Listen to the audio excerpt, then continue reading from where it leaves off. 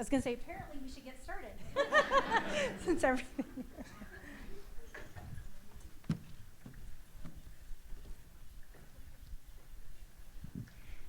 Is this thing on? Thank you, Dan. Welcome, everyone. We're so glad that all of you who are in the room and all of you who are watching via a web link are here today to talk about race identity and race relations in higher education. I'm just going to have a few comments right now, then I'm going to turn it over to our provost, and then we will begin our discussion. Quick check with Dan in the back. Is everything good here? Okay, thank you. So briefly, I just want to start with a great big thank you to Dr. Beverly Daniel Tatum for coming to Wayne State today.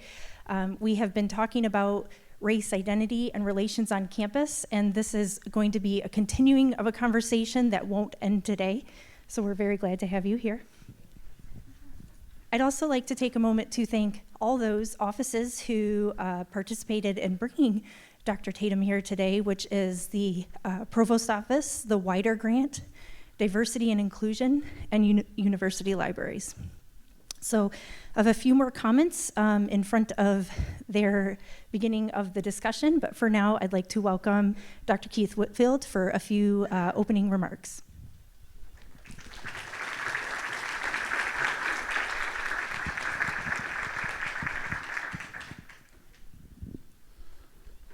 Thank you, Sarah.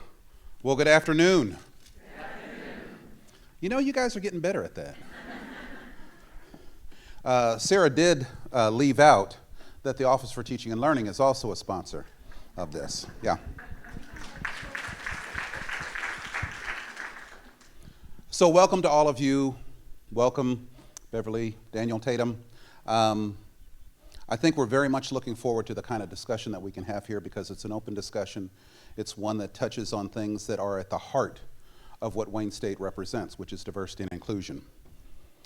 But you know, it's connected to campus climate. And as you know, we completed a campus climate survey. There is more data than you would ever dream that you could get about it. But the concept of campus climate can sometimes be a bit of an amorphous concept. I think we try to understand it through asking a lot of questions of ourselves on things like belonging and inclusiveness, but it's not a simple topic. And it's also hard to say when you actually have a good campus climate, which is of course everyone's goal. But the way we behave as a campus, the way students feel about what the campus contributes to their lives, and what our campus actually contributes to student success, to faculty success, and to staff success, and our ability to call ourselves a premier research university. Campus climate is critically important to that particular goal. But you know, it's not easy. This means that we have to talk about very difficult topics. Nobody wants to be called a sexist or a racist or any of the ists. But we know that bias and sexism and racism and discrimination and privilege actually exist in our society today. These are difficult topics in part because they require us to be self-aware. We must be self-aware of our actions, even if unintentional, and how those actions may disadvantage groups of students and those we work with. And so we must constantly try to be self-aware, as the young folks say, to be woke. Our entire Wayne State community, faculty, students, staff, and administrators must be aware and ready to support inclusive environments, however we define them, however we strive for them. And I don't think that it's a goal in which we'll hit the first time we try. Much more important is that we try. So whether it be for a student who's in the student center, or in a classroom, or a laboratory, or even in an office, this has to be our ever-attaining goal in which we pursue. So today's event is another opportunity to open this dialogue as a campus community. Climate is not done unless you have community, and I think we definitely have that in spades. But I think as we continue to think and talk about the ways in which we can improve our environment for everyone, just that single desire and effort puts us in the right direction. So let me get out of the way. Let's start our conversation on this. And again, thank you very much for coming.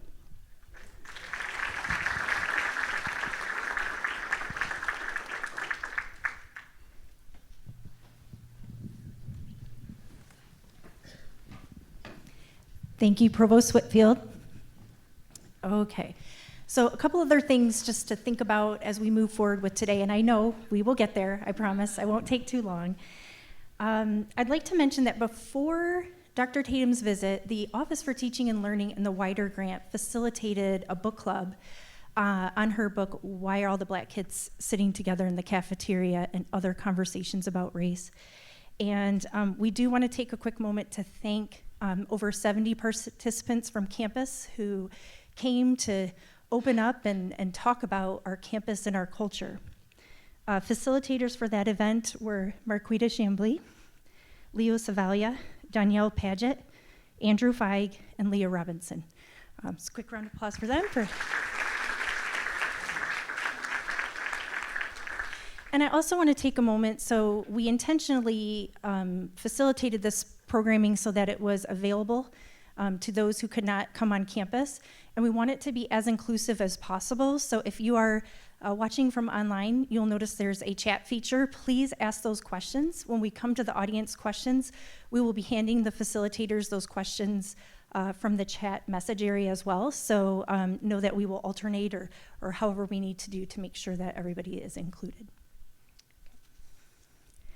All right, so we want to take a moment. We determined that the best way to facilitate this would be an open dialogue and discussion. So we are thankful to have two facilitators here with Dr. Tatum to move the conversation along before we open it up for Q&A. Marquita Chamblee is the Associate Provost for Diversity and Inclusion and Chief Diversity Officer, a post that she's held for the past 3.5 years. As the first person in this position, Marquita's vision for Wayne State is to be a campus community that is safe, welcoming, and inclusive, where everyone who studies, lives, works on, and is connected to this university can thrive and achieve their highest potential. She says we're not there yet. She acknowledges that, but we're striving toward that vision every day. Andrew Feig is professor in the chemistry department. He is PI of the NS-funded Wider and STEPS programs that studies faculty choices to adopt or not to evidence-based instructional practices and promotes student success by helping faculty, teams, and departments adopt and effectively implement student-centered approaches in the classroom. He's also the director of the Research Enrichment Core to the NIH-funded Rebuild program, which is a collaboration between Wayne State University and University of Detroit Mercy. And then we have Dr. Beverly Daniel Tatum, who I've had the pleasure of spending part of the day with, and I'm just thrilled to have her here today. She is President Emerita of Spelman College, the 2017 Mimi and Peter E. Haas Distinguished Visitor at the Haas Center for Public Service at Stanford University. She is a thought leader in higher education, a 2013 recipient of the Carnegie Academic Leadership Award, and the 2014 recipient of the American Psychological Association Award for Outstanding Lifetime Contributions to Psychology. She's a distinguished author, which brings her here today, including the best-selling book, now in its 20th anniversary, Why Are All the Black Kids Sitting Together in the Cafeteria, and Other Conversations About Race. This book has become a modern classic in college and high school classrooms, and it's used to educate and prompt healthy discussions about race. We welcome you, Dr. Tatum. Very much.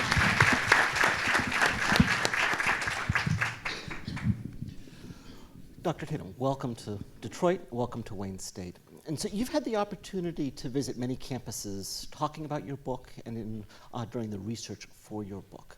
So what we wanted to start with was some of your observations. What are some of the surprising things you found visiting these campuses about practices associated with the dialogue around race and race relations? Thank you for asking your question, and let me just begin by saying how happy I am to be here, and thank you for the warm welcome, and thank you all for coming. I look forward to our conversation, and one of the things that I would say surprises me, well, let me back up by saying My book, Why Are All the Black Kids Sitting Together in the Cafeteria and Other Conversations About Race, was first published in 1997, as I think people know. And when I wrote that book, I was a faculty member teaching a course on the psychology of racism at Mount Holyoke College in Massachusetts. And once the book came out, I started being invited to speak on a lot of different colleges and universities. And those were very positive experiences. I learned a lot. Fast forward 20 years. Now the new edition of my book, completely revised, updated, is out. And once again, I've been out and about talking about the book on a lot of different colleges and universities. And maybe what's surprising is how many of those conversations are the same. Disappointing, but striking. And I have had the experience sometimes of being on a campus where 20 years later, maybe I was there 20 years ago, and now I'm back 20 years later, and I will meet staff people or faculty members who will say, I was a student here when you came the last time, or I was a student when the book came out 20 years ago, and now I teach here, or now I work here as a staff member. And what is surprising and maybe disappointing is they'll say, we're still having the same conversation. It feels as though we haven't really made progress. Now, even as I say that, I don't want to sound so pessimistic as to say, but I think part of it is that progress gets made and then we retreat from it. Even in my own experience, I can think about things that I was part of when I worked at Mount Holyoke as a staff member, as a faculty member, but then I became an administrator.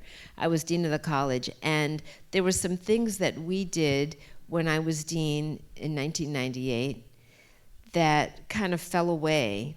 I left the institution, I became president of Spelman, new administrators came, new presidents came, administrative changes happened, and some of the things that we introduced in the 90s just stopped being done.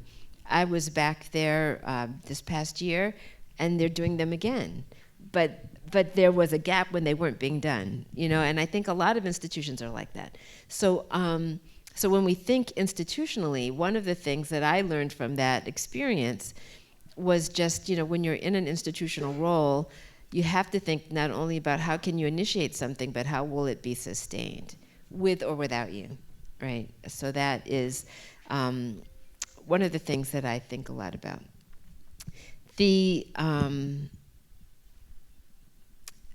So it's not a surprise, but it's just a reminder that it's not one and done. The provost said this wasn't the only conversation. A number of people have said that to me and to the audiences I've been a part of today.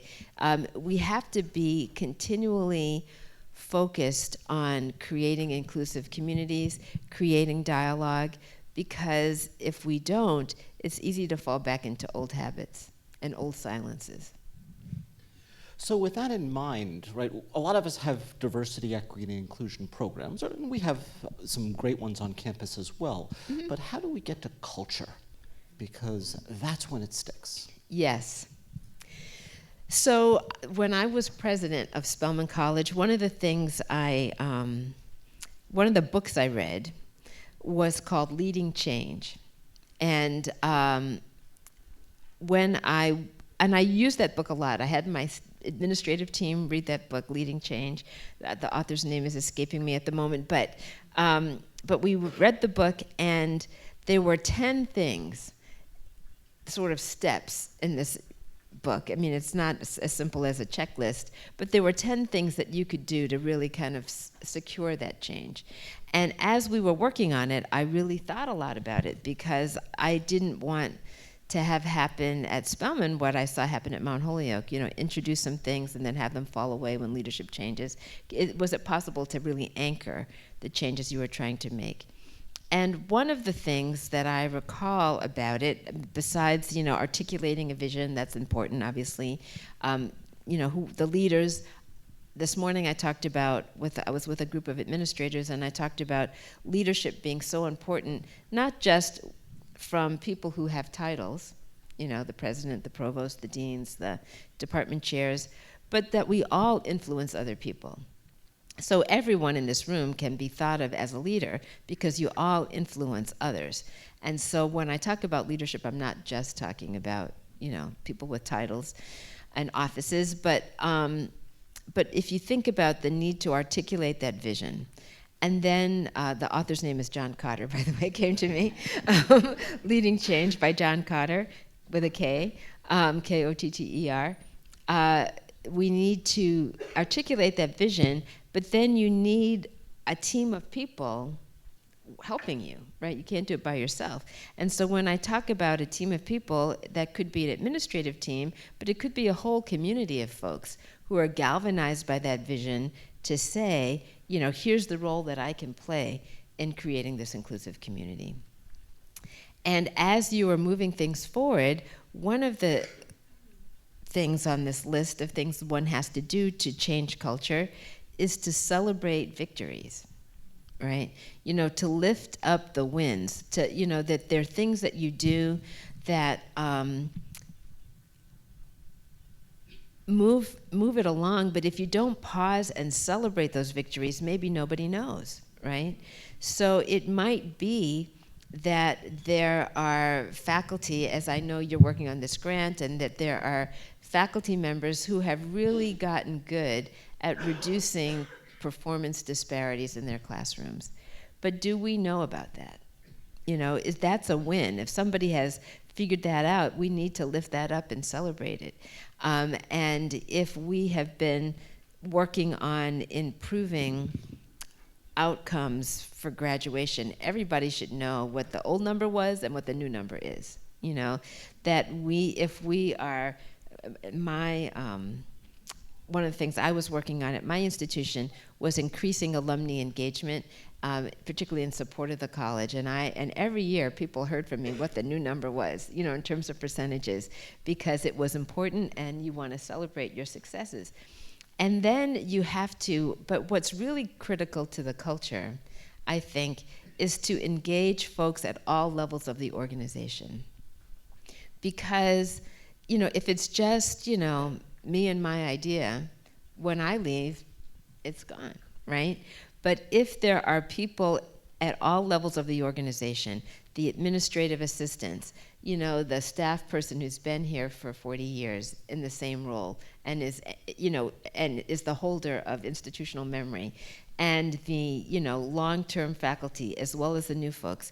I mean, when everybody sort of understands what the vision is and where we're trying to go, and the fact that they play a role in it, if I'm trying to help create a sense of belonging for all of the students, then it's important to me that every person that student interfaces with is welcoming, right? As opposed to saying, are you sure you wanted to be in this building? And so that it becomes important for everybody to understand, and we're all rowing in the same direction. And that takes effort, but it's certainly possible to see that happen. Well, let's actually practice what that looks like, because this morning a great announcement came out from the Today at Wayne, if people haven't seen that. The Warrior VIP Project, Monica, if you want to take a bow, you and your team are now finalists for an APLU award on increasing graduation rates. And fabulous. Great work. A great example.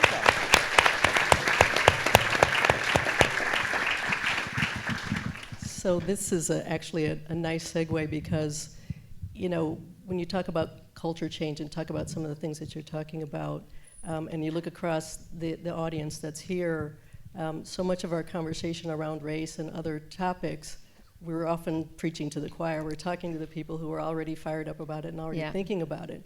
So how do we engage a broader constituency in having these kinds of conversations that you're talking about?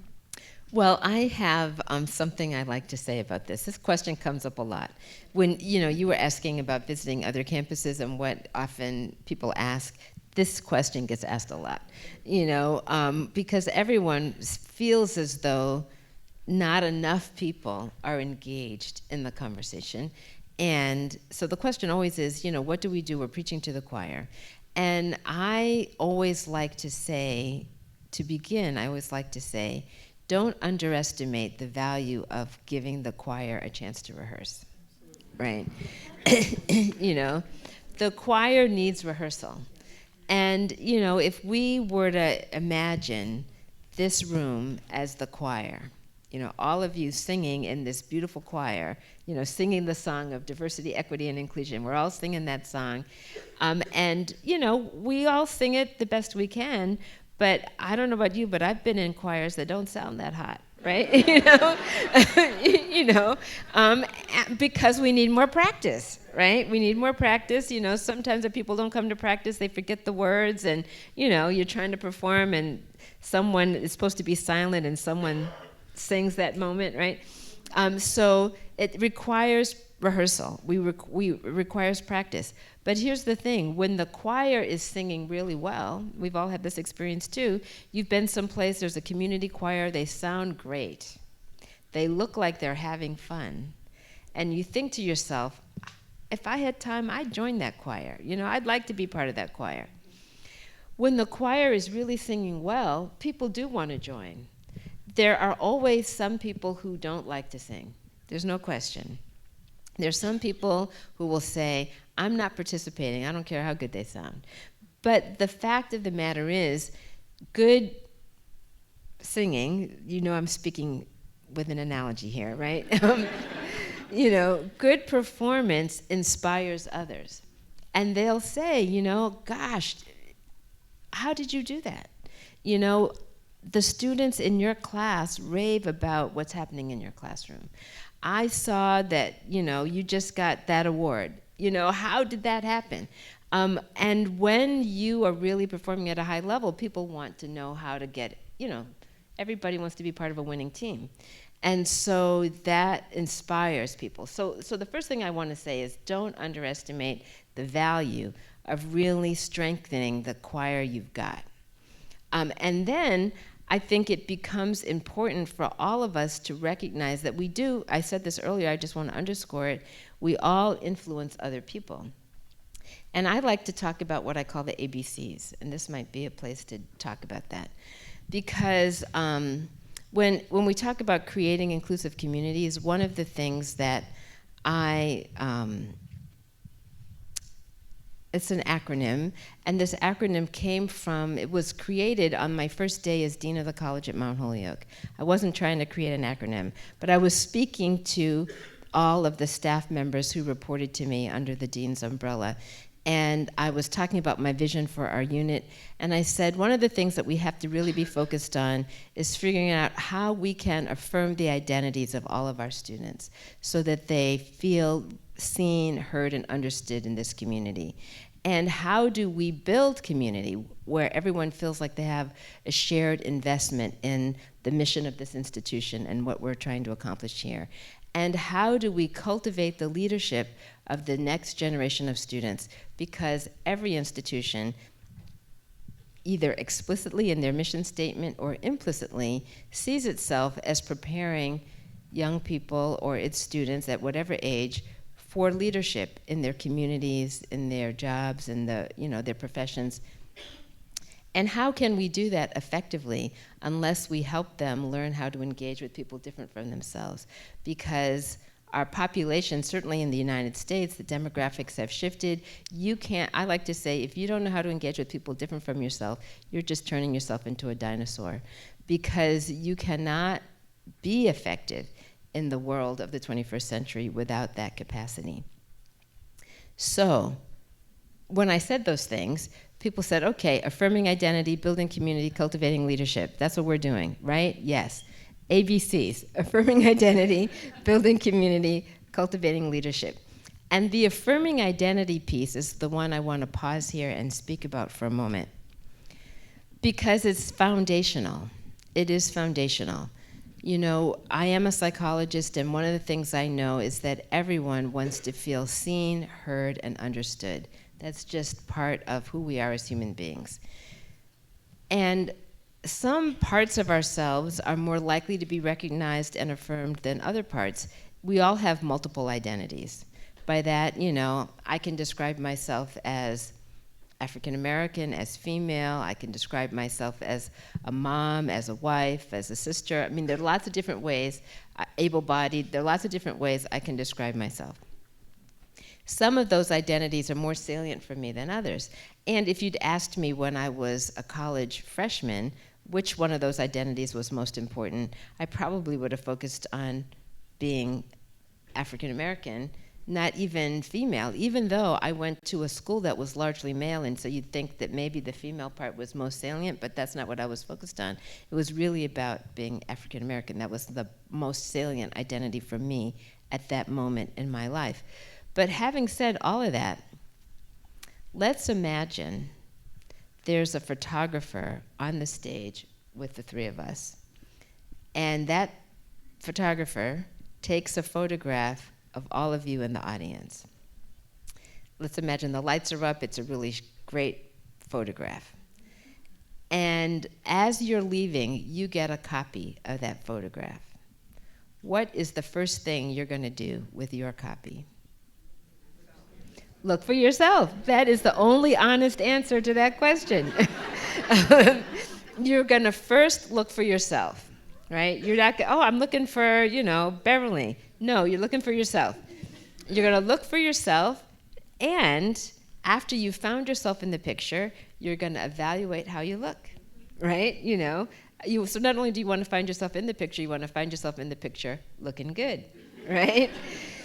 So, but let's imagine you have been digitally removed from the picture.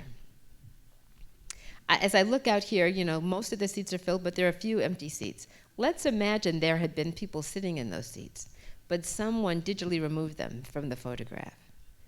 Those people would look at the picture and say, what is wrong with this picture? I was sitting right there. I saw the flash go off. I was there when that picture was taken. How come I'm not in the final result? Not only would that person say what's wrong with the picture, that person might also say, if it happened frequently, let's say you come to a lot of these, and they always take pictures. In fact, not only do they take pictures, they tell you to wait. Don't leave. The program's over. Don't leave yet. We have to take the picture. You wait. You get your picture back. Once again, you've been removed. I don't know how many times it would take, but eventually you would stop hanging around for the picture, right? Why would I linger if I'm not going to be in it? Your desire to engage is directly connected to your sense of affirmation, right?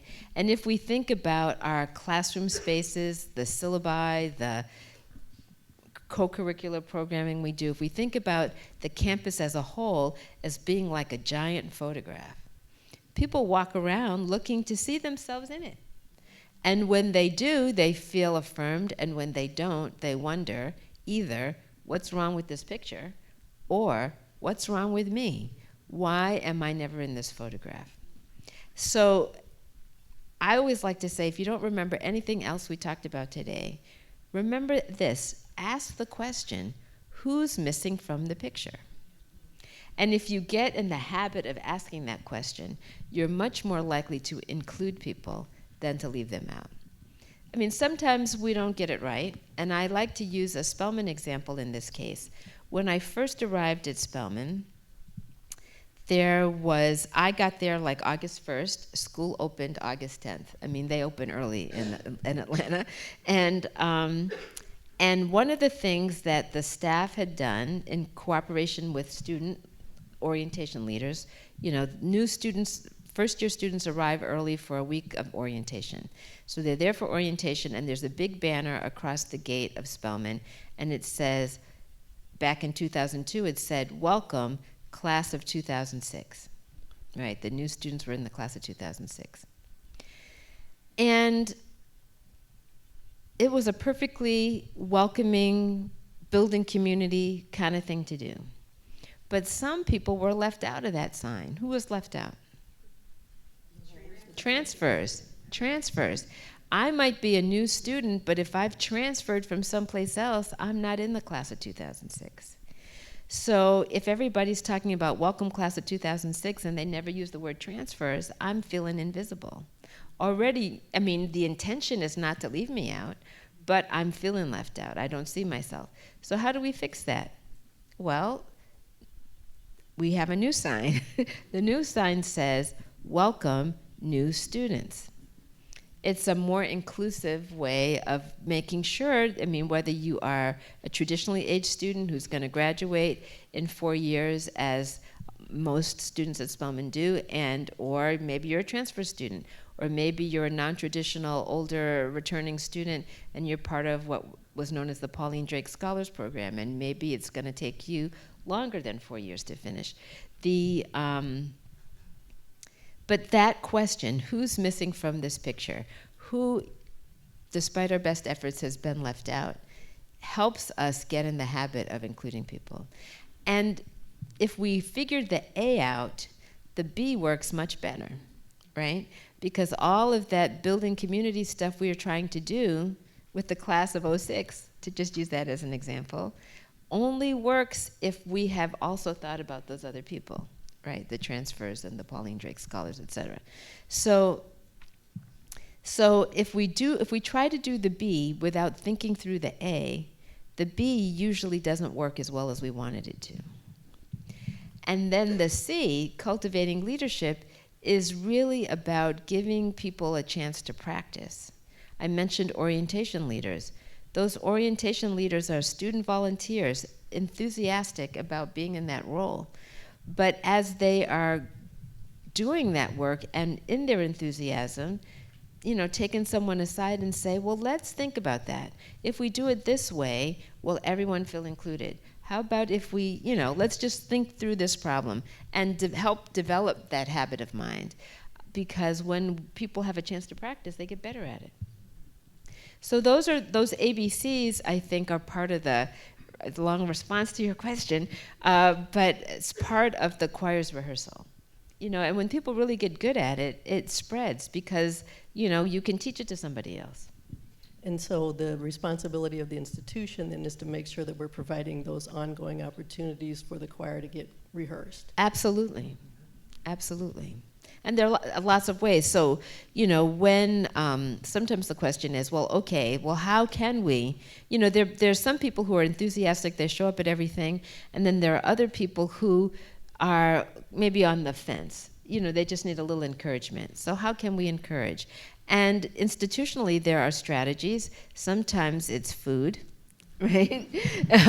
Students will appreciate. Sometimes it's the idea of, there's pizza, let's go to that meeting. But sometimes for faculty, sometimes it's release time or a small stipend or the opportunity to go to a conference that you might not otherwise go to. That we, the idea of continually providing opportunities for learning. And, like the book conversations, I was delighted to know that some of you were participating in book discussions prior to my visit. And how many of you in the audience participated in one of those? A lot of you. So that's really great. And I don't know exactly how they went, except, from the people I've talked to during the course of the day. But, creating that opportunity for people to get together and talk about these important issues, I think is really a great community building activity and also cultivates leadership. So in some ways, your ABC is a lot like DEI, right? Without the equity and the inclusion, the diversity is very short-lived and not very successful. Yeah.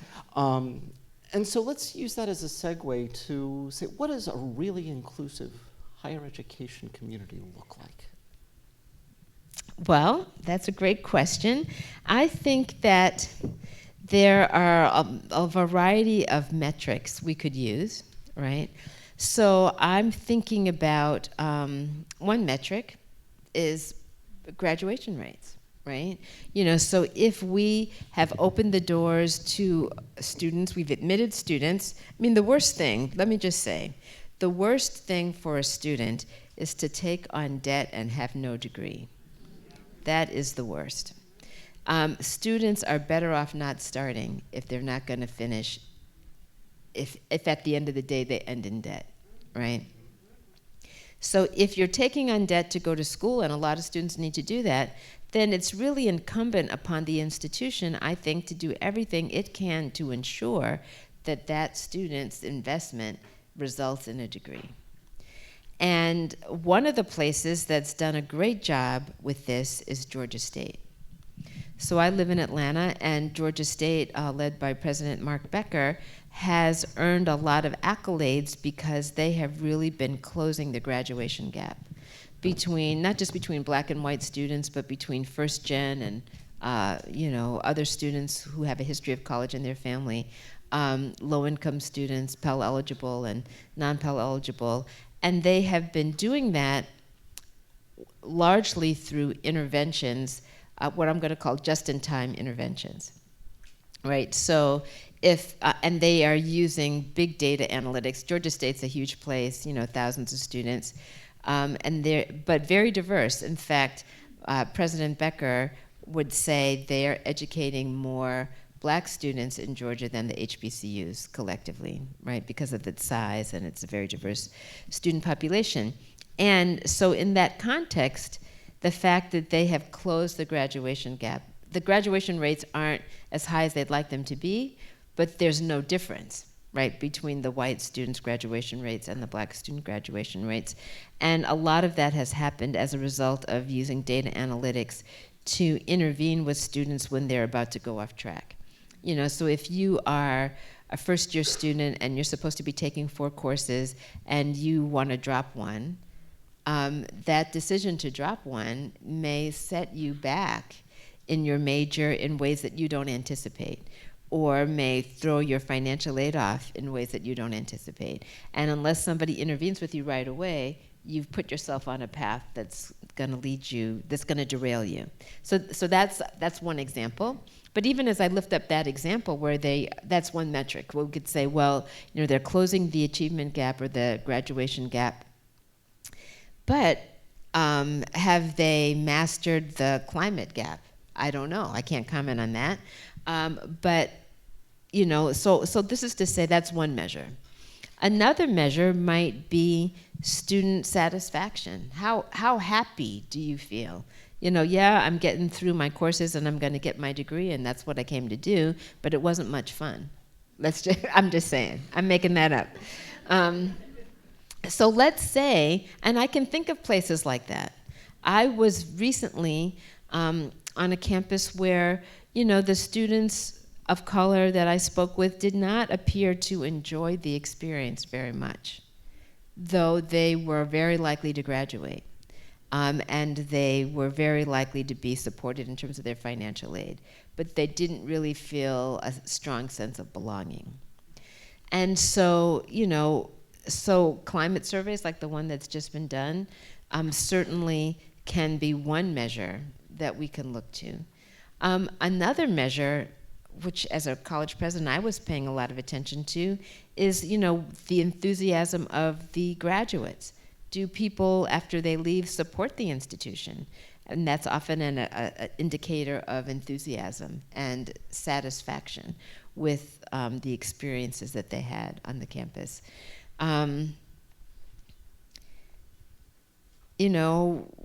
Would you recommend it to other people? Would you tell your friends to come? I mean, these are the kinds of things that people say. But when I think about, and one of the challenges I know that Wayne State has is that it's a commuter school. And I will speak from the point of view that, from the experience base, that almost all of my professional work experience has been in the context of residential campuses. So I started my career at Westfield State College, Westfield State University, which has a significant commuter population, but still the majority of students are residential. And the benefit of having a residential community is that you can create programs in residence halls. Students are with each other a lot.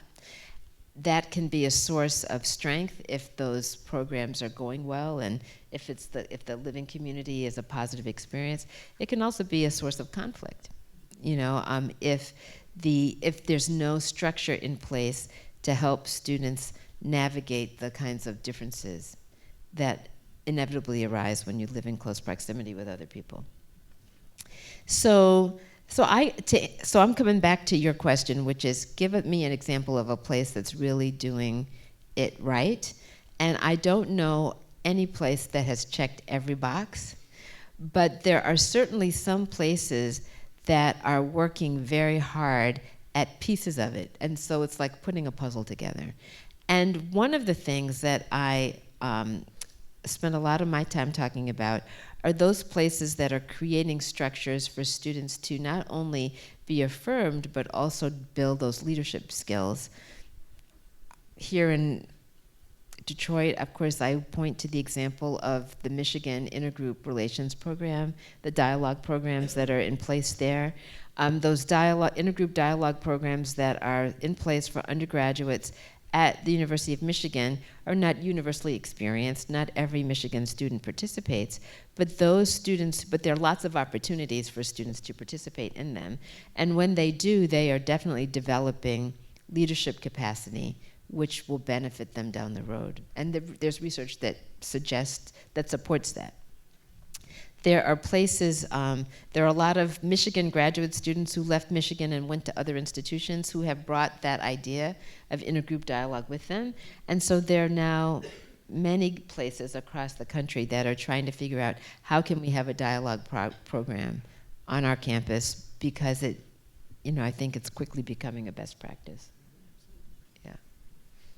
What about at the faculty and staff level? So students are obviously one huge reason why we're all here, but Sure. the faculty and staff also have sometimes the same culture, sometimes a slightly different culture related to the campus. Yeah. So one of the things we know about faculty across the nation is that it's an aging faculty, right? And so the benefit of that is that they're institutions are looking for, there's going to be an opportunity, right? Those aging faculty will eventually retire, and then there's opportunities to hire new junior faculty, and a lot of hiring is already happening. Certainly, I look at the department that I was a part of. I recently visited Mount Holyoke, as I mentioned, and everybody I worked with in Mount Holyoke just about has retired. And there's a whole new crop of faculty that I'm just getting to know when I visit, because not everyone's retired, but a lot of my colleagues have retired. I used to be like the youngest one in the department, and all those people have retired, and me too, right? So this is all to say that there is a tremendous opportunity on many campuses to hire new folks. And we know that graduate programs are more diverse than they were. But it requires real intentionality to expand the diversity of the faculty, because if you're not paying attention, you're likely to, it's human nature, people are drawn to what the familiar, right? So if you ask a pretty homogeneous faculty to go out and hire more people, you're likely to get a pretty homogeneous group of new faculty, right? Because people tend to replicate themselves. So we have to really be intentional about saying, if we want to be the faculty of the future, we have to bring more voices, more diverse voices, so our students see themselves represented, and also so we have diverse perspectives. Otherwise we're creating the 20th century faculty. We need a 21st century faculty. So thinking about that, there are some institutions that have done a really good job. I have a colleague who is a consultant who's done, and this work is public, so I'm not telling tales here, but she has done a lot of work with Skidmore. Now, Skidmore is upstate New York, right? It's not the most easily reached place. But they have increased their hiring of faculty of color from whatever it was to now like 50%. It's just been a dramatic increase in terms of new faculty hires. There are institutions that have been able to do that, and sometimes it's about creative recruiting. Because you can't hire if there's nobody in your pool, right? You have to have a diverse pool in order to hire a diverse faculty. Sometimes you have a diverse pool and people are not making diverse choices for other reasons, maybe lack of familiarity with somebody's scholarship, or maybe because, of unconscious bias. There's lots of things that can derail a search process if you're trying to increase your diversity. But fundamentally, you have to have a diverse pool. So I like to tell the story of how I got hired at Mount Holyoke, if I might. Actually, Mount Holyoke did pretty well in this department too, when they were, back in 1989, which is when I was hired. I was in a job I liked, and I was not looking for a new one. But I got a letter, and the letter said, "Dear colleague," or "Dear Dr. Tatum," it might have been personalized, "Dear Dr. Tatum, we at Mount Holyoke in the Department of Psychology and Education are looking for a faculty member to teach these things with these research interests, and we would appreciate your help in, identifying anyone you know who you think might fit this description." And I read that and I thought, they're looking for me. This sounds like me. I teach those things. I do this research. They're looking for me. So I decided, even though I didn't open my mail thinking I'll look for a new job today. I opened that letter and I thought, gosh, Mount Holyoke is not very far from here. I wouldn't have to move. I think that there might be benefits to working there, that like a smaller teaching load, for example. The faculty in the room will appreciate that.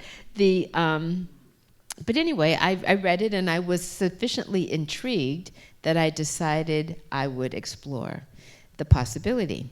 Now, what's important about this story is not that I got the job and I started working there. Is what happened. But what was really interesting to me is how was it that I got that letter, right? And the way I got that letter, I didn't learn this until after I was actually working at Mount Holyoke, but someone in the psychology department at Mount Holyoke had put a work-study student to the task of going through the American Psychological Association annual convention program, which if you've ever seen the hard copy, it's like a fat phone book. And all the presentations are indexed. And they had looked for some keywords like minority mental health and other things related to the things that I did, and they wrote to anyone who'd given a presentation.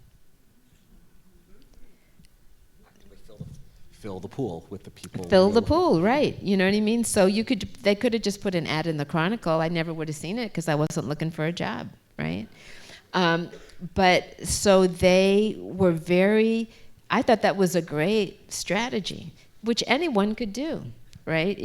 There are equivalent kinds of organizations or strategies where you could say, how would we target the pool, target the field so that we got a more diverse pool than we usually get? Yeah.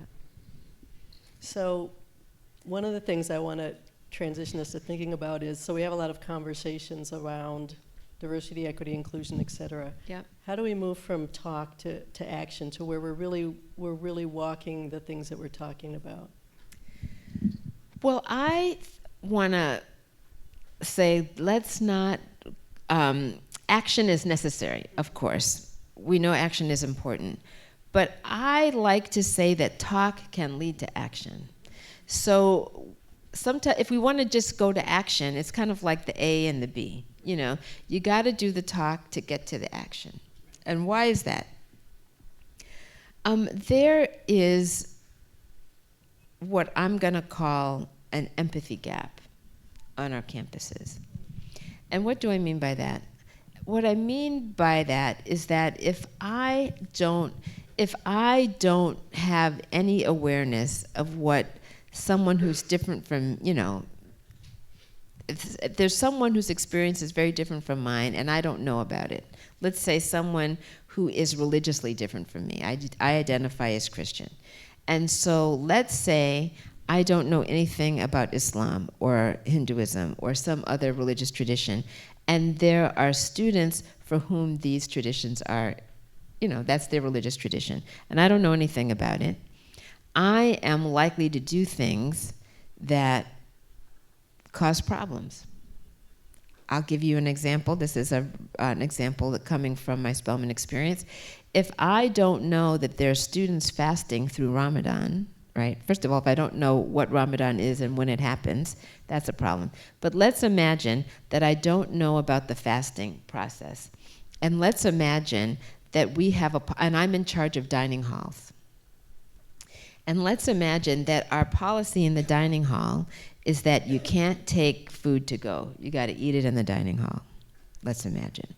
And let's imagine that the dining hall closes every evening at 6:30. And let's imagine that it's the time of year when the sun hasn't gone down yet. I have created some problems, right? And I haven't created those problems because I'm a mean, evil person. I've created some problems because I have not enough information. And so now I need to have some information. Someone needs to have a conversation with me. But but in that conversation, I have to have enough empathy to say, well, of course that must be upsetting that you can't get anything to eat when it's time to eat, right? And because I'm a fellow human being who knows what it's like to be hungry, I have empathy. But sometimes we don't have empathy. Sometimes we're like, well, what's the big deal? And so conversation can help close the empathy gap when we are listening. You have to be listening, right? But if you are engaged in deep listening, one of the outcomes can be greater empathy for that person whose experience is different from yours. And when you have empathy, you're more inclined to take action. I could give a lot of examples, but you don't need more examples. But you get what I'm saying, I think, right? We have to have empathy in order to take action. Sometimes we get so highly identified with our policies and practices that we want to defend those policies and practices in an unempathic way, right? I remember having a conversation with someone about a reimbursement policy. You pay for it, we reimburse you. That's the policy. Well, what if you don't have any money, right? You can't pay for it. So in which case, maybe we need to advance you the money and you document how you spent it, right? But, if you're a person for whom not having money is not a problem, well, what's the problem? Just pay for it, we'll reimburse you. Do you know what I mean? That's like a small example, but for the person on the receiving end of that rigidity, that's what I'm going to call it, the person on the receiving end of that rigidity, it doesn't feel like you're just defending a policy. It feels like you're not understanding my situation, my experience. What's the potential solution to this problem? And there's so many examples, but this is why I say we all have to be thinking about it. Of course, every institution has to have policies and practices. I'm not suggesting, anarchy, but I'm not. But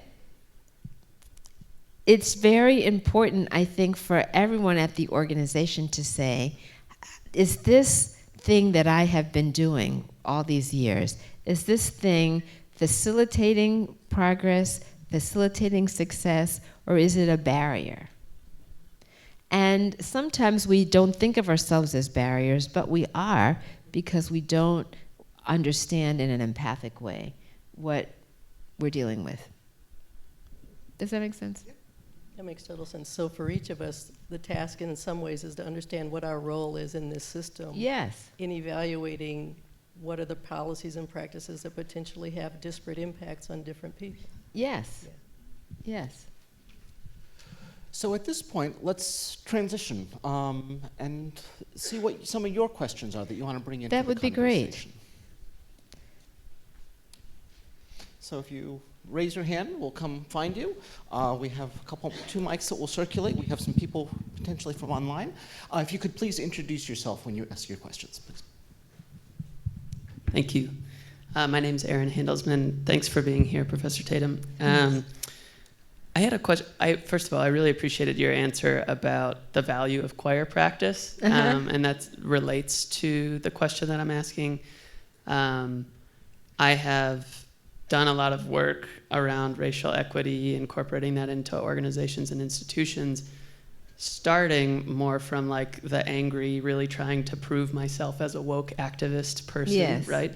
To more what I see now as like the question is, do you have an example or a process that you've used to help folks who are in the most privileged positions to understand that being about equity is not for them over there, but actually also like a selfish and self-serving and a positive framework, like this Yes. idea that when we actually tend to the needs of those who, like accessibility, for example, or changing gender equity with restrooms, right? Men have to wait too if they're with a partner who's standing in line for the bathroom. Right. So what story or process have you seen that you could share with us that helps expand the choir in a way that's not with the like guilt and shame thing, but really understanding the idea of co-liberation? Yes, thank you. That's a great question. And I want to say a couple of things. First of all, I think it's important for all of us to understand that isms hurt everyone, right? I spend a lot of my time talking about racism, but we could talk about sexism or classism or anti-Semitism or heterosexism. You choose your ism. But anytime you have systems that systematically disadvantage one group of people and systematically advantage another group, you would think, well, what's the problem for the systematically advantaged group? But the reality is there's a cost to that, right? Maybe the cost is fear of the other. Maybe the cost is an inequitable, the absence of peace is not, how does that quote go, the King quote, is justice, right? The absence of, I know I'm misquoting, but what I'm trying to say here is that you can't have justice and peace. You can't have those things with an inequitable system. And everybody benefits from living in a peaceful society, right? And so if you want peace, you have to work for justice. So having said that, I'm also thinking about the conversations. You described yourself quite candidly in that earlier stage of being like the angry guy who wanted to like rub people's faces in it, maybe. And that's a common response, right? You're not alone in that.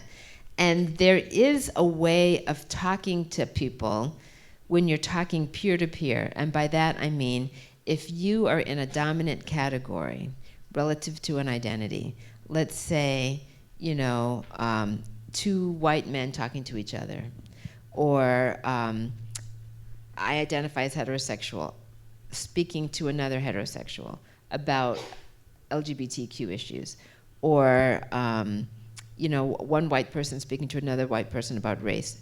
You get the picture. If you're in the majority or dominant group and you're talking to a peer, one of the ways to have that conversation, which is the conversation that needs to happen, right? It is important for white people to take responsibility for educating other white people. That's important. It will never happen if only people of color are doing the educating, right? Not only does it burn them out, it burns all of us out, but it's insufficient numbers. So let's say you are wanting to have this conversation. There's a method that I recommend, and I want to call it the 3 Fs. F, F, F. Now, if you're wondering, what do these Fs stand for? Let me tell you. Felt, found, feel. So here it goes. Let's imagine, did you say your name was Aaron? Yeah. So let's imagine Aaron is talking to someone who has the same identity characteristics he does. He could say, and that person has just made, maybe told a racist joke or said something offensive, and he really wants to respond to it. He could say, I felt that way. I grew up in a family where they said those things, and I learned that stuff, and I used to feel that way. But then I found out these facts. Fill in the facts. Then I found out, the legacy of the impact of differential treatment during World War II, and not everybody had the benefits of the GI Bill, and whatever the facts are that then I found this out. And I now feel that we have to really work to undo that inequity, because it's been built in for so long, and this is why I do the work that I do. Did you hear that? You never said you're an idiot. Did you get that part? You said, I felt that way. I identify with what you're saying in some way, but then I found this other stuff out, and now I feel this. Now you might say, but I never felt that way.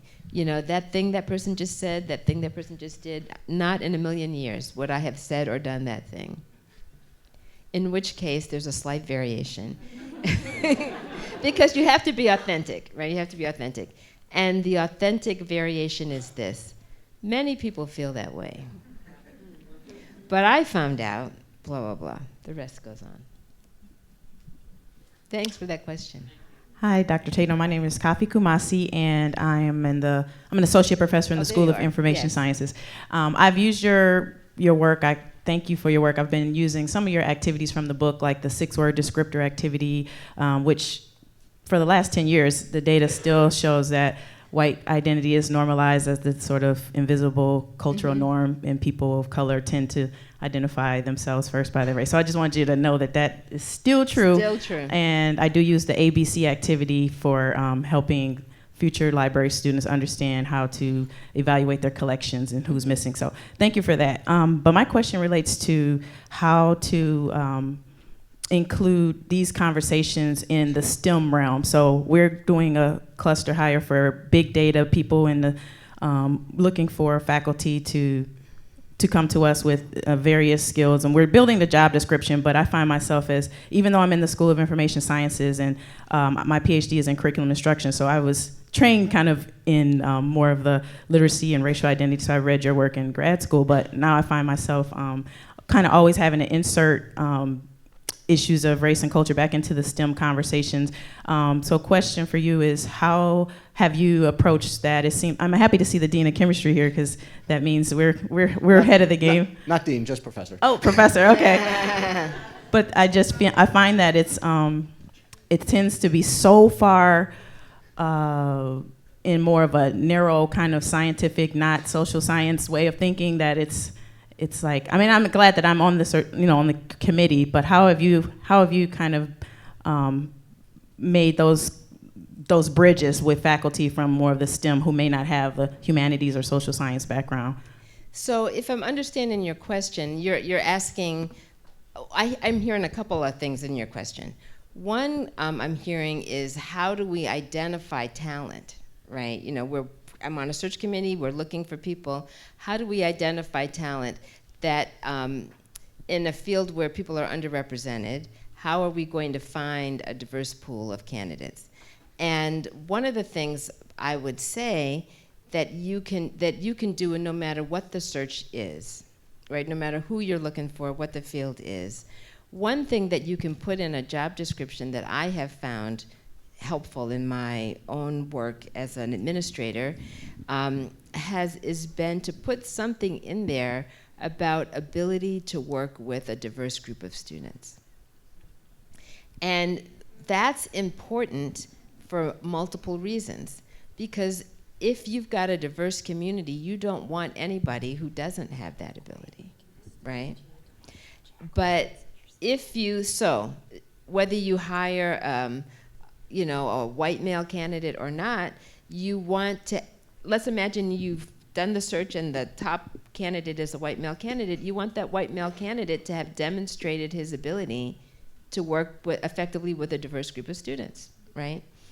But if you say things like that, if you put things like that in the description, in the job description, or the job requirements, right? If you put things like that in the job requirements, it's a signal to a diverse group of applicants that this is an important value of this institution. And that is likely to attract the attention of a more diverse group than you would otherwise get. And even if you don't have a very diverse pool, you're still hopefully going to identify a skill set that is very much needed. Now, having said that, I will say that if you put it in the job description, when you interview people, you should ask them about it, right? You know, and so if it says in the job description, demonstrated ability to work with, you know, diverse group of students, then ask people, could you give me an example of how you have demonstrated your ability to work with a diverse group of students? As an, you know, you ask the question differently, but ask that question. And what I have found is that there's some people who will look at you like, what are you talking about, right? You know, and other people who will say, sure, I worked in this program, that program, you know, I mentored these people, that, you know, I mean, they have a good and full answer, and you want people who can give you a good and full answer.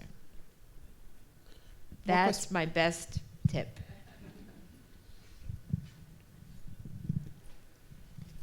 Thank you, Dr. Tatum.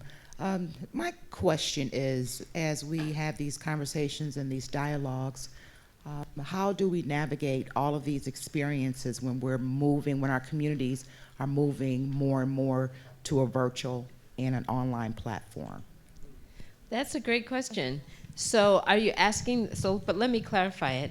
So are you asking, like, how do we have these conversations virtually?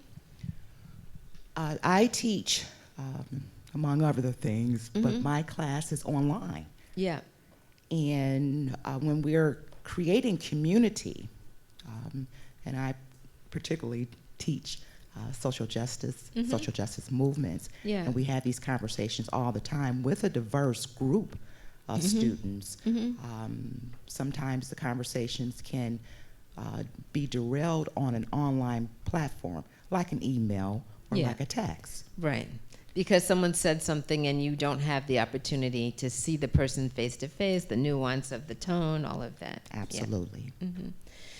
So that's a great question, and I can't speak about it from direct experience because I have not had the experience of online teaching.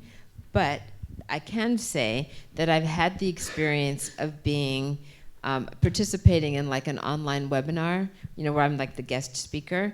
But I've done it where people could see each other, right? And so I don't know whether that's technology available to you, but it seems to me it's easier when people can see each other, you know, because then you can see the facial expression and you can hear the tone, even if the sound quality is not always the greatest. You know what I mean? That you can have that experience. But I think also in terms of, generally speaking, when you're doing work around these conversations, race relations, I'm going to call them the conversations about race, that it's important to lay some ground rules at the beginning, and you probably do this. But one of the ground rules is, one of the things I like to talk about is the fact that we all get misinformation about people different from ourselves. We all have been exposed to stereotypes. We've all been exposed to misinformation. It's like smog in the air. You can't avoid it. I don't care where you grew up.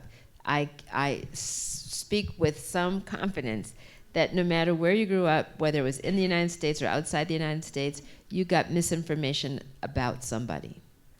Now, who the people are might vary depending on your demographics, but we all are exposed to this, and it's like smog in the air. And if you breathe smog in, inevitably you're going to breathe some out. And so if we know that going into our conversation, if we know that people are likely to make mistakes, not only are other people likely to make mistakes, you are likely, like you yourself, myself, speaking for me, we're all likely to make mistakes. If we acknowledge that at the beginning, it demands of us more, the word that comes to mind is patience with each other when those mistakes occur. Now, that's not free license to just make the same mistake over and over again, right? We're supposed to learn. It's the learning community. But at the same time, you know, if I want people to cut me some slack when I mess up, then I have to be willing to do that. But it's much more helpful to say all those things at the beginning than to find yourself in the middle of it trying to clean it up. Do you know what I mean? So I have found that it is important to try to lay some of that groundwork. I want to take this opportunity to ask the audience a few questions, just because I think it connects to your question. And so the question I'd like to ask of all of you is to just take a minute to think about your earliest race-related experience. And then raise your hand if you've thought of something, knowing I'm not going to ask you to tell it. There's no risk here. To raise your hand. So raise your hand if you've thought of something, an early race-related experience. Okay. So now the question is, almost everybody had a hand up, and now my question is, how old were you in this thing you've just remembered? You just call out ages or hold up fingers. I see some 4s, 5s, 3, 7, 6, 5, a lot of 5s, some 9, I think that was a 9. Maybe anybody older than 10, because you're out of luck if you're older than 10, you're not enough fingers. How old, can I ask? 12, okay.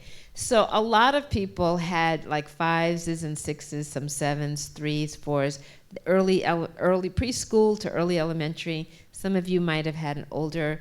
There's no right answer to this question. It's completely dependent on where you grew up and who was in your neighborhood and where you went to school, you know, very context dependent. But let me ask you this. What emotion, if any, some feeling, is attached to this memory? So what's that feeling? Confusion, anger, fear, shame, curiosity. I heard someone say love and good. Someone said sadness. What else? Anxiety. Anxiety, indignation. Okay, that's a range. We always get a few happies or love or goods, and that's usually, you know, in the context of a caring relationship, friendship maybe. But more often are the words we hear more often. Words like fear, anger, sadness, confusion, anxiety. I may have left something out, but you get the gist. Okay, last question, which is, raise your hand if you had a conversation with a concerned adult at the time of your experience, back when it happened. Raise your hand if you did. Okay, we have some hands up. Raise your hand if you did not. A lot more did nots. And this is always true. It is, you know, and I ask these questions every time I go someplace. I ask these questions, and it's always true that more people did not than did. So some of you have experience with 5 and 6-year-olds. Siblings, your own children, kids you babysat for. How many of you think you know something about 5 and 6-year-olds? Okay. Okay. So here's what I know about 5 and 6-year-olds. See if you agree. They're pretty candid. You know, they say what's on their minds. They don't filter much. They just, you know, blurt stuff out. You know, Mommy, why is she so fat? That's what my kid said. And, you know, they blurt stuff out.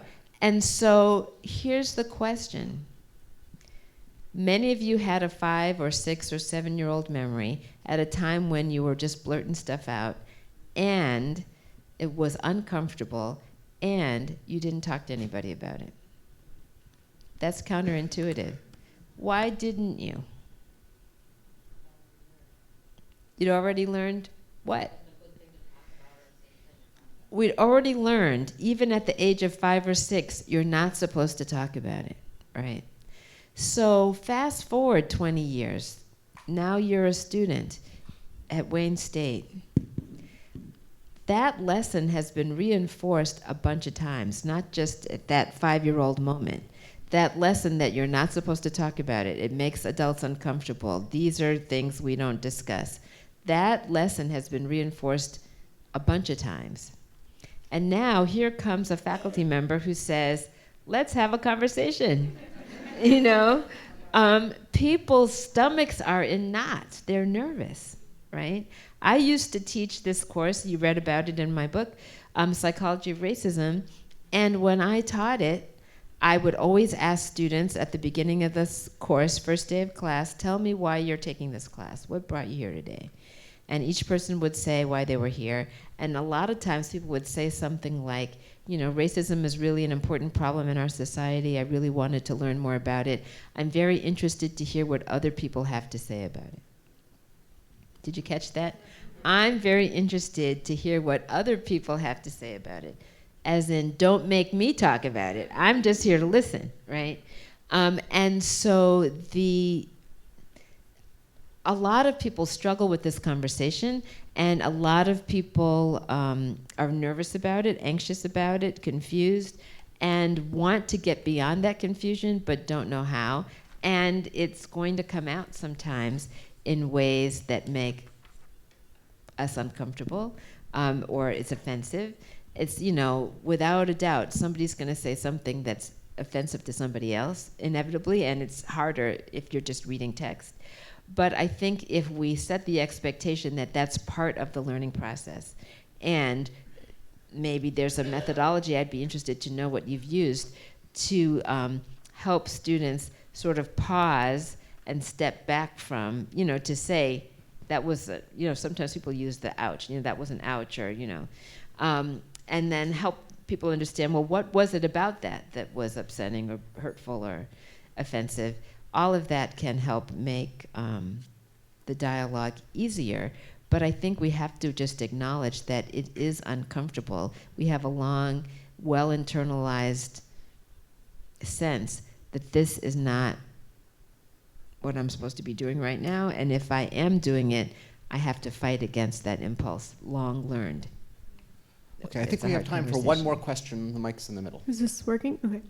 Hi, my name is Yasmin. I'm a first-year student here at Wayne. Thank you so much for coming here, because I feel like I was meant to come to the school now that I attended this lecture. Thanks, guys. Okay, so my question was relating to how you were talking about hiring diverse faculty and just, you know, in general having diverse students on campus and stuff. So where's the line, like in terms of tokenism, where is the line in terms of like a diversity quota, and like, you know, where's the good intentions and then where's tokenism? Sure. So, you know, one of the things that some institutions do, and it's hard, so let's talk about tokenism. What does that mean? So when someone is a token, they are one of a very few, and being one of a very few, if you're really interested in this topic, let me just say, there's a social psychologist whose name is Rosabeth Moss Cantor. And she wrote a book a long time ago, back in the 80s, called Men and Women of the Corporation. And it was a study of women in male-dominated organizations and what happens to them, the way they are perceived, how they get treated. And she talked about sort of the impact of being one of a few. And one of the things that happens when you're one of a few is that you have heightened visibility, right? So let's imagine this room was full of people all wearing red shirts, or green. Let's make them green. That's the school color, right? You're all wearing green shirts. And then somebody walked in here with like a bright white shirt. You couldn't help but notice, who's that person in that white shirt, right? It doesn't have anything to do with their identities, but they're gonna stand out. And we're about to have a reception, and let's imagine we're all in our green shirts, and here's this person in this bright white shirt moving around. We would all know at every moment where that white shirted person is, right? Because they would just stand out. So let's imagine this is intro psych, and I'm the professor, and it's a largely white class, and there's one black student, and she's not here today. How do I know that? Right? You know, how do I know she's not here today? Because, you know, that person who stands out, that white shirted person, is missing. And having that greater visibility can work in your favor. If you always raise your hand and you always have the right answer and, you know, you're the star student, people are going to notice and remember that. But most of us don't fit in that category. Even if we're solid students, we don't always know the right answer. You know, sometimes we're late for class, you know, whatever it might be. But your mistakes are highly remembered too, right? Your successes, sure, that's great if you're a star, but if you're making mistakes, those are remembered too. Those stand out. And so there's more pressure on you. So how do, not to mention, like if we're hiring faculty and there's, lots of white faculty and only one faculty member of color, and that one faculty member of color is expected to be the role model for every student of color in the institution, impossible, right? But there's a lot of pressure. So what can we do? We can hire more. That is the only answer to that question. And so, it is. The only solution to the token problem is to increase the number. Long ago, Rosabeth Moss Kantor made a video called A Tale of O. If you've never seen it, I highly recommend it. And in it, it's just O's and X's. There's like, on the screen, 20 X's and 1 O. And everywhere the O moves, you notice it, your eye follows the O. But if you go from 1 O to 5 O's, and they're dispersed among the X's, it doesn't look odd. The experience of each O improves every time an O is added. But it also improves for the X's, because what happens for the X's is that the X's are less likely to stereotype. If you're just 1 O and whatever the O does, I guess that's what O's are like, right? But if you've got 5 O's, those O's are going to be different from each other. And it's going to make clear that you can't just assume this or that about an O, because there's 5 O's and they're not all the same. So that's what we have to do. And some institutions will do what they call cluster hires, where they are looking to bring in not just 1 or 2, but not just one person, but maybe 2 people. I told you that when I left Mount Holyoke, I got that letter. I decided to apply. I got hired. That year, they hired another black woman. They hired 2 at the same time. We were at different stages in our career. She was right out of graduate school. I came in as an associate professor. But it made a difference to have 2 and not just 1. Thank you for your question. I'm getting the hook here. It looks like it's time. Are we? I think we're at time. So first of all, let us give a huge round of applause for Dr. Beverly. Thank you very much.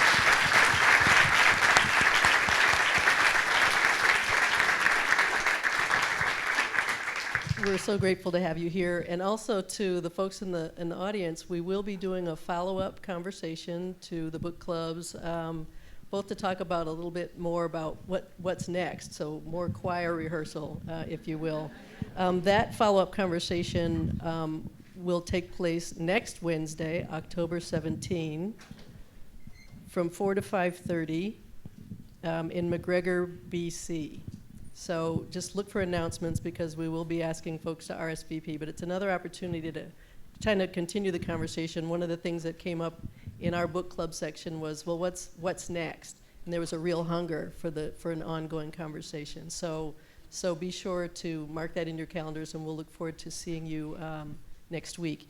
The other thing I want to announce is that the Wayne State Library System, they're doing a lot of great work in the libraries, is announcing a partnership with the Race Card Project. So if you're not familiar with it, Google the Race Card Project. It's an opportunity to hear, experience, and collect real discussions about race, culture, and identity on campus. So students, staff, and faculty members will have the opportunity to express their thoughts about race in 6 words. Okay, so you have 6 words to do that. The race card walls will be set up in 6 library locations, both on the main campus and the School of Medicine campuses, beginning November 1st. So pay attention to see when that happens. There'll be instructions at each location for how to participate.